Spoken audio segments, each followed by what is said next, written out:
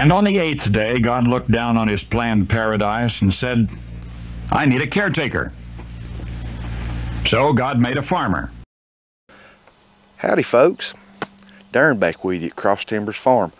Welcome to 8th Day Chronicles. Glad to have you with us today. First cut hay. We have cut our hay on Monday. We tedded Tuesday twice, both fields, the test plot and our main hay field. Tedded Wednesday midday, Thursday midday, tedded this morning. This was some super thick hay. Our main hay field thick in places, thin in places. Our test plot super thick, the thickest hay that we've ever cut on our farm. So it got tedded a little more than back here. We're late cutting our hay. It is the end of May, almost the 1st of June, and we could do nothing about the weather, so we're late. The hay is steamy, but I was pleasantly surprised when I was cutting the hay how much undergrowth was there. A lot of undergrowth, thick leafy material that was not steamy, but a lot of stems nonetheless. Our hay was in the mature seed head stage, and there was nothing we could do about that. The weather, like I said before, we can't wave a magic wand and make the weather cooperate. So it is what it is, and we're making the very best we can out of our hay. This hay's ready here in the main hay field. Smells great, got a good fresh smell to it. We're gonna give it a twist test here, just right where we were standing. Okay, if you can see how this springs right back out. Okay, and where I twisted it, it broke. It's ready. We're gonna rake this hay today. It's about 1 p.m. on Thursday. We're gonna get this raked. We are going to rake our test plot in a little while when we finish raking this. And then we're going to start baling later this evening here in our main hay field. We'll bale the test plot tomorrow. It still needs a little more time to dry. We have our Grizzly Inline 4-wheel hay rake already set up. We have everything greased, ready to go. We have adjusted all of our adjustments to make sure that it's raking evenly. Your top link will adjust the height of the rear 2 rake wheels. Your adjustable side link will adjust the height of your front 2 tine wheels. It's very important to get your hay rake at an even pressure where when you sit that hay rake down on the ground, one side of your hay rake's not pushing down harder than the other. You want to get it to where when you let it on the ground, there's even pressure front to back. And we've done that, everything's adjusted, and we're ready to start raking hay. So come along with us as we fire up the Kubota and start raking this first cut hay.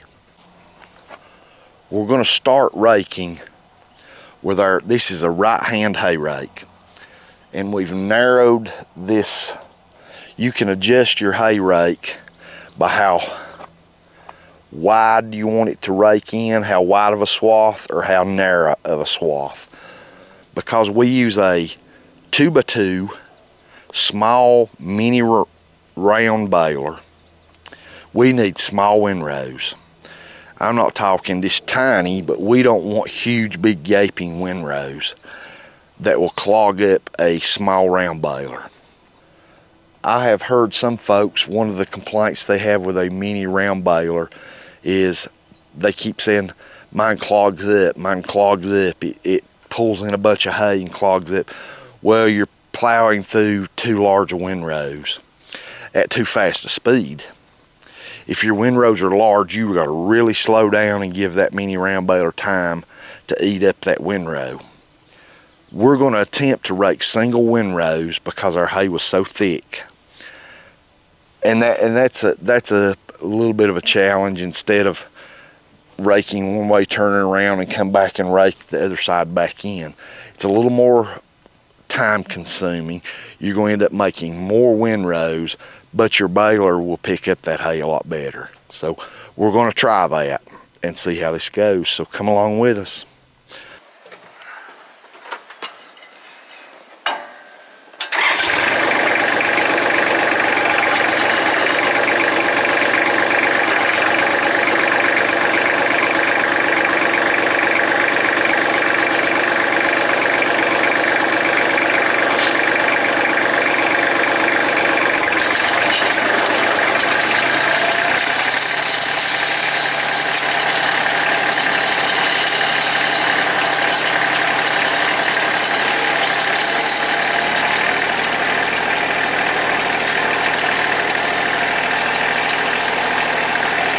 Glad to have you with us on this fine, beautiful early summer morning.